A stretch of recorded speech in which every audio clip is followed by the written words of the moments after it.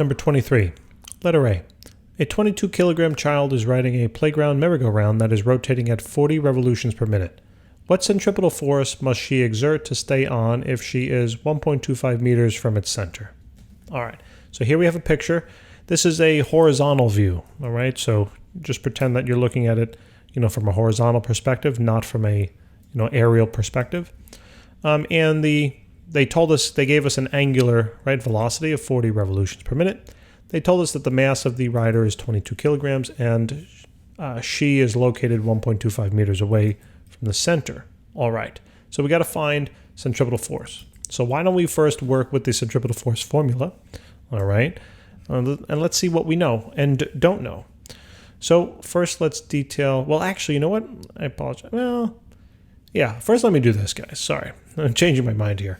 Why don't we just do this conversion? Let's get this out of the way. We know we need radians per second. All right, let's just get that over with.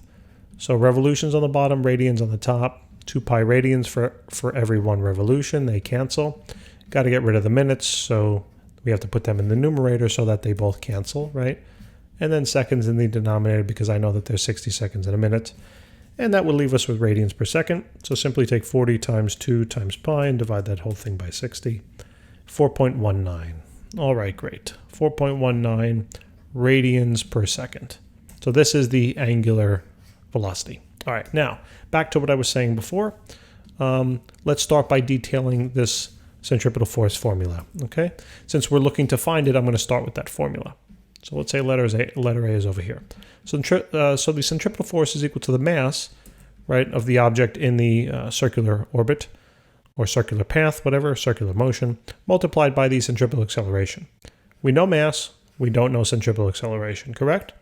So therefore, what I'm going to do now is I'm going to look to find another formula over here, right, that has centripetal acceleration in it, that somehow, and I'm thinking forward, and I'm trying to connect it to, radius, and I'm trying to connect it to angular speed and stuff like that. So I noticed that the next best step would probably be to use this formula, all right, and plug in that result in for the centripetal acceleration. So why don't we do that? All right, so now the centripetal force becomes the mass multiplied by the linear velocity squared divided by radius. Okay, so now I know mass, I know radius, but I don't know linear velocity. So now I'm thinking, all right, I'm close. I know that there's a connection between angular velocity and linear velocity. Well, what is it, or where can I find it? Oh, right, it's in this equation. So now what I'm going to do, since this is already solved for linear velocity, I'm going to plug in the result here, all right, in for linear velocity.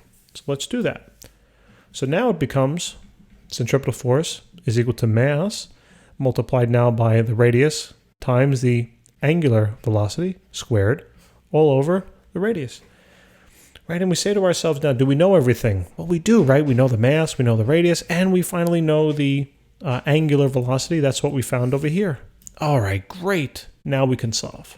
So now all we have to do is plug this stuff in. You can reduce this too if you like. This radius will go away and only 1 will be left, and just the omega will be squared, but I'm just going to leave it alone. All right, I'm just going to plug everything in as I see it. So 22, that's the mass. The radius was 1.25 times the angular velocity, which was 4.19. That's all squared, divided by the radius, which was 1.25. So let's calculate. All right, take out your calculator.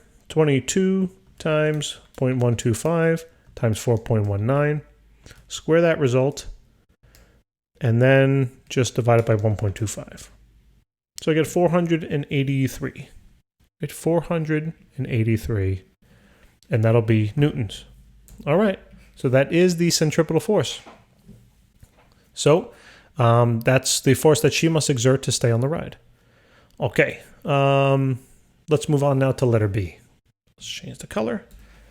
All right, what centripetal force does she need to stay on an amusement park, a merry-go-round that rotates at 3 revolutions per minute if she is 80 meters from the center?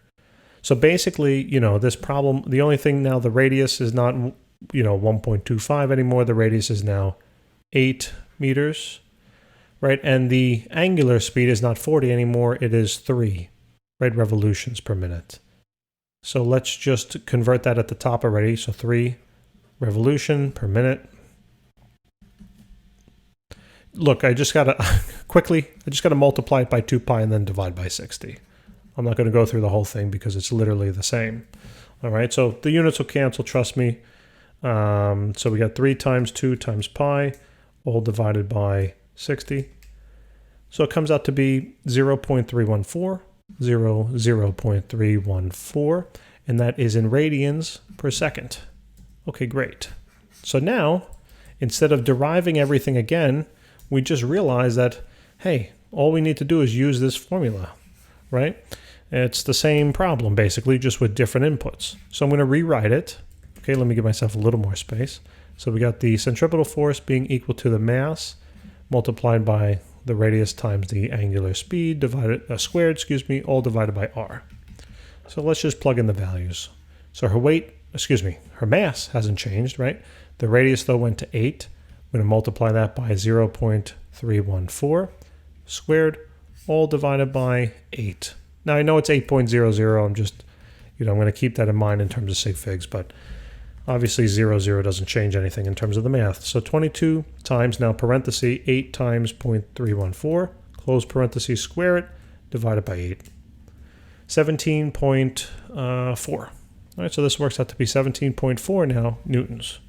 All right, great. So that is the centripetal force necessary for her to stay on the ride if those were the conditions. Letter C, compare each force with her weight. Joy. So let's look at letter C over here. So let's just take letter A first. So we'll do 483 newtons over her weight, which would be found by taking her mass and multiplying it by gravity. And let's see what we get. So 483 divided by 22 times 9.8. 2.24, right? So we get a value of 2.24. And it's unit less because, right, the newtons these would have both been Newton over Newton.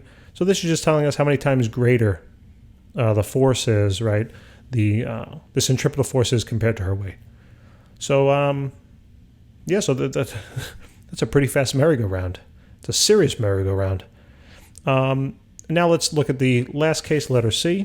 All right, so it's 17.4 over 22 times 9.8. And let's see, 17.4 divided by 22 times 9.8. 9.8. You get a value of 0.0807. Okay, so it's basically about 1/10 of her weight. That merry-go-round is much more my speed. All right, guys, thanks for tuning in. Please remember to subscribe. Tell all your friends. All right, thank you so very much. Much appreciated. And I'll say thank you one more time. I really do appreciate your viewership. Thank you guys very much. Take care.